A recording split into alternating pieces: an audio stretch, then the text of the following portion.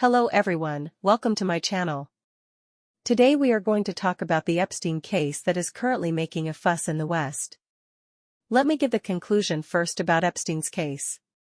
In fact, it has torn apart the entire image of the Western elite. We can see from this the elite class in the Western world, especially the United States, it is actually a very, very corrupt situation. It's not at all the city on a hill and God's favored people that they advertise. Let's first briefly review the timeline of the Epstein case. His case actually involved a very long time. We divided it into several stages according to the terms of different presidents. 1. During George W. Bush's presidency. In March 2005, a woman called police claiming her 14-year-old stepdaughter was taken to Epstein's mansion for a striptease show. The police, including the FBI, then launched an 11-month undercover investigation into Epstein, which revealed the tip of the iceberg of Epstein's evil empire.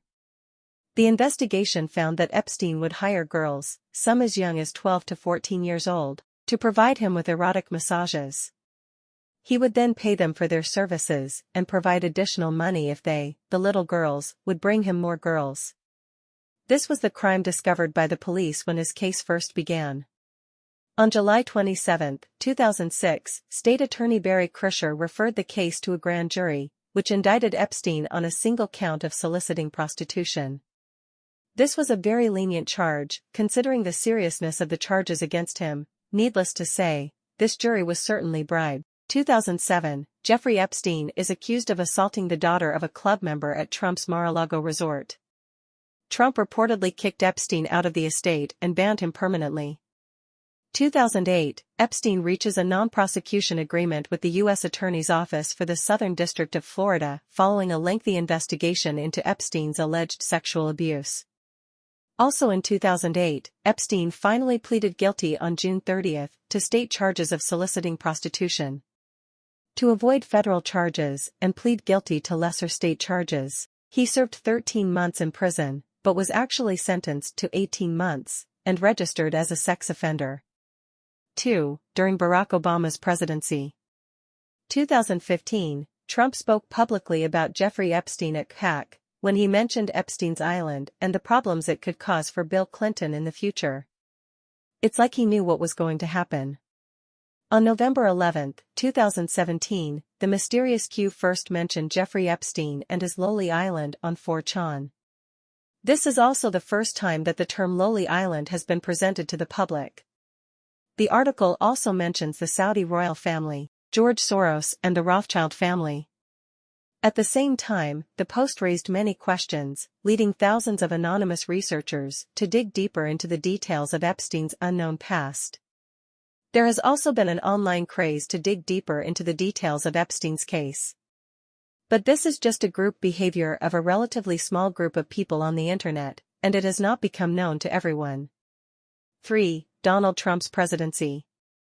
2019, after Donald Trump becomes president, Jeffrey Epstein is arrested again on federal charges of sex trafficking of minors and conspiracy. That same year, an unaired clip of Amy Robach circulated widely on the internet, detailing how ABC News refused to publish her story about Jeffrey Epstein.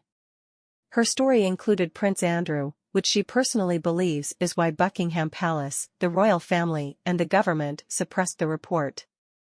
On July 6, 2019, Epstein was denied bail and remains in prison. Then on August 10, Jeffrey Epstein was found dead in his cell, and the cause of death was determined to be suicide. Suicide here must be in quotation marks, because the prison where Epstein was held is one of the most heavily supervised prisons in the United States. Moreover, as a key suspect, Epstein's cell was monitored around the clock, and an inmate was assigned to take care of his life. As a result, in the early morning of August 10, the guard happened to fall asleep, the camera happened to be broken, and the inmate arranged to take care of him happened not to be in his cell. Then he successfully committed suicide. Do you think there are really so many coincidences? Suicide or being killed? 4. Biden's presidency. Fast forward to December 2021, and a jury found Ghislaine Maxwell guilty on charges of participating in Jeffrey Epstein's abuse of underage girls.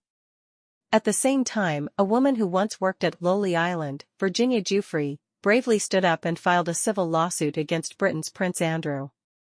Alleges she was forced into sexual encounters with Prince Andrew in the early 2000s after being trafficked by Epstein when she was 16 and 17 years old. 2022, a video circulates online showing a reporter confronting Bill Clinton about Epstein's relationship with Clinton. 2024, a judge orders documents related to the case unsealed, which will reveal a list of high-profile people allegedly linked to Epstein. 2024, on January 3, the names involved in the first batch of documents were released, including former President Bill Clinton, Prince Andrew, David Copperfield, Glenn Rubin, Bill Richardson, Jean-Luc Brunel, Tom Pritzker, and most surprisingly to some, Stephen Hawking, yes, the paralyzed physicist Hawking. What is certain is that this is just the first list, just the tip of the iceberg, and the big fish are yet to come out. As for whether the big fish will come out later, it depends on the outcome of the internal political struggle in the United States. What kind of person was Epstein who could turn the Western elite upside down? Epstein was born into a Jewish family in Brooklyn, New York, in 1953. His father once worked in a New York City park. It can be seen that although he is Jewish, he is not from a particularly wealthy Jewish family. After graduating from high school in 1969, he attended Cooper Union College, a private school, but dropped out in 1971. He later attended New York University, but was unable to obtain any degree, that is, he did not graduate. From 1973 to 1975, he was a teacher at Manhattan's Dalton School, where among his students was the son of Aaron Greenberg, chairman of the investment bank Bear Stearns. It was this relationship that began the real turning point in his life. He began working as a trader at Bear Stearns in 1976. Eventually, in 1980, he leveraged his successful career in finance to become a limited partner at Bear Stearns and Company. Then, in 1982, Epstein formed his own financial management firm, J. Epstein Companies, which managed clients with a net worth of more than $1 billion.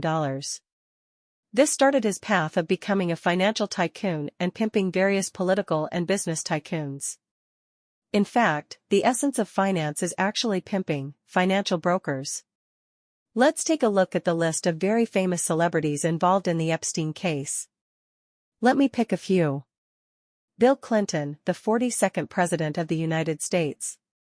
Prince Andrew, the second son of Queen Elizabeth II and her favorite son. David Copperfield, famous magician.